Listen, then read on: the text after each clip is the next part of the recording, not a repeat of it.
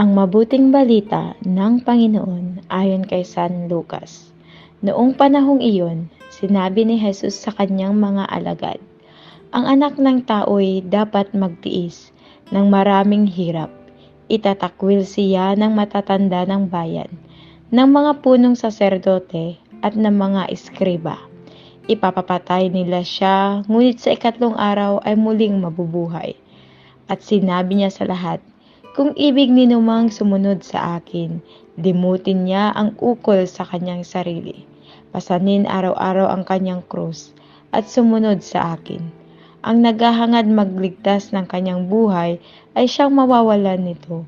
Ngunit ang mag-alay ng kanyang buhay alang-alang sa akin ay siyang magkakamit noon.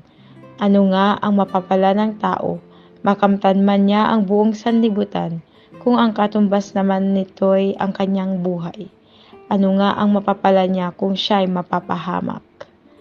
Ang mabuting balita ng Panginoon.